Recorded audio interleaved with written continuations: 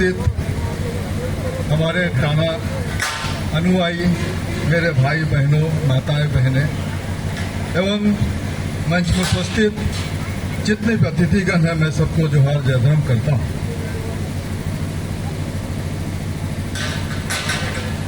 जब जतरा टाना भगत का नाम लिया जाता है तो मन में बड़ा गर्वित महसूस होता है, क्योंकि ये इतिहास देखिए, इतिहासकारों ने जतरा टाना भगत का अलग अलग जो है ना इसका व्याख्या कर दिया, लेकिन छोटा नागपुर गैजेटियर में बहुत स्पष्ट रूप से अंग्रेजों ने कुछ बातों को लिख के गया, कुछ सच्चाई को लिख के गया। लगता है पता नहीं ये भारत देश का जो स्वतंत्र आंदोलन हुआ था उन्हीं के शब्द बानों के साथ हुआ।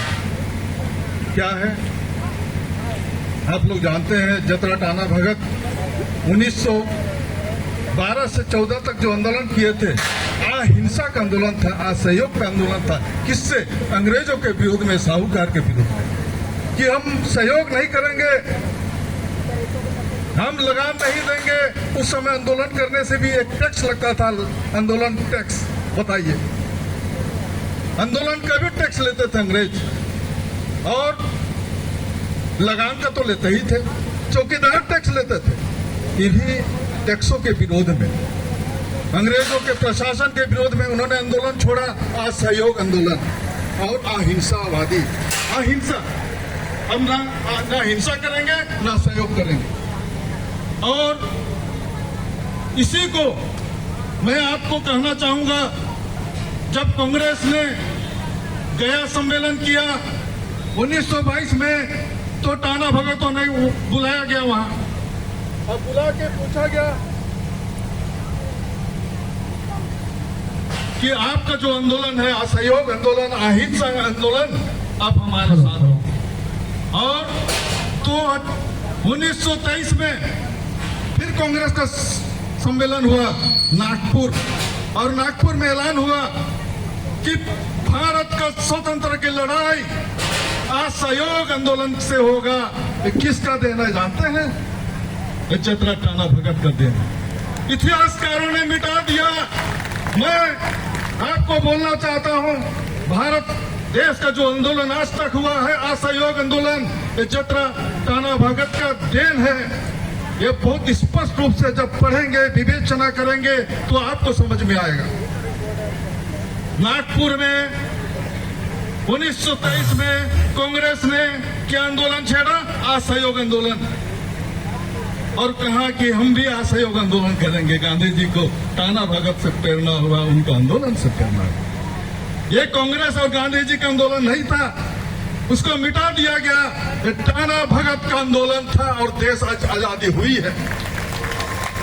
और जानते हैं, आज जो कल था, जो शादी कपड़ा, जो खादी कपड़ा पहनते हैं और भारत देश का झंडा को ढो के चलते हैं, अरे भारत देश तो ऋणी होने चाहिए, ऋणी होनी चाहिए देश को, कि आप जैसे लोगों ने भारत को दिशा दिया है।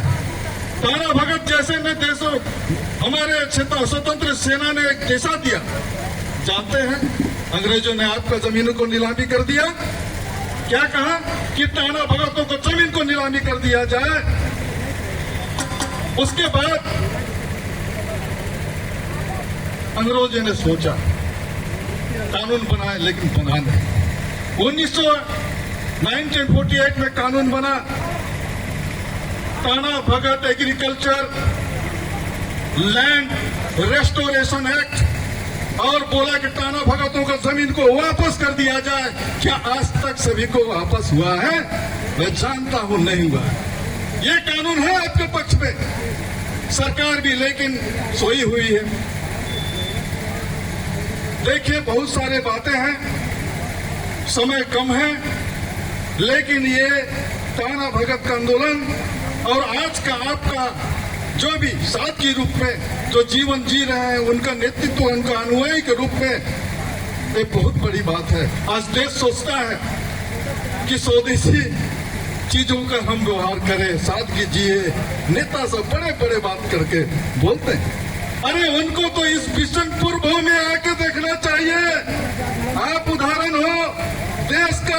आज देश बोलते हैं बाहर का चीजों को नहीं लेंगे और देश में जो पैदावार है उसी का हम उपयोग करेंगे। अरे टाना भगतों ने तो ना जाने 100 साल से ऊपर इसका उपयोग करते रहा।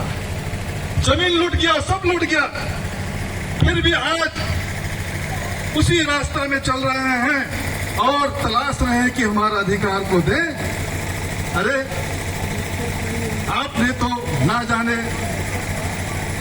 भारत का झंडा कितना ढोया, ढोते ढोते थक गए, लेकिन आज भी आशा में है कि हमारा अधिकार दे दिया। इन चीजों को हमारे जो नेतृत्वगण है, जो सरकार है, इन सारी चीजों को समझना चाहिए। मैं बहुत ज्यादा आज नहीं कहूंगा क्योंकि वक्त भी हो चला है, बहुत से वक्तागण है, लेकिन मैं गर्व के साथ एक बार कहना चाहूंगा कि जतरा टाना भगत अमर रहे, जतरा टाना भगत अमर रहे, अमर रहे, अमर रहे। जतरा टाना भगत जिंदाबाद, जिंदाबाद, जिंदाबाद। जतरा टाना भगत जिंदाबाद, जिंदाबाद, जिंदाबाद। जतरा टाना भगत जिंदाबाद, जिंदाबाद, जिंदाबाद। और जिस तरह से उस आप जो अनुयायी हुए हैं उनके मार्ग पर चल रहे हैं, आप भी, आपके पीढ़ी भी अमर रहे और इसको ढोते रहे, एक संदेश समाज को देते रहे। मैं इतना ही कह के अपना वक्तव्य अंत करता हूँ। सबको जोहार, जय धर्मेश। बहुत बहुत धन्यवाद।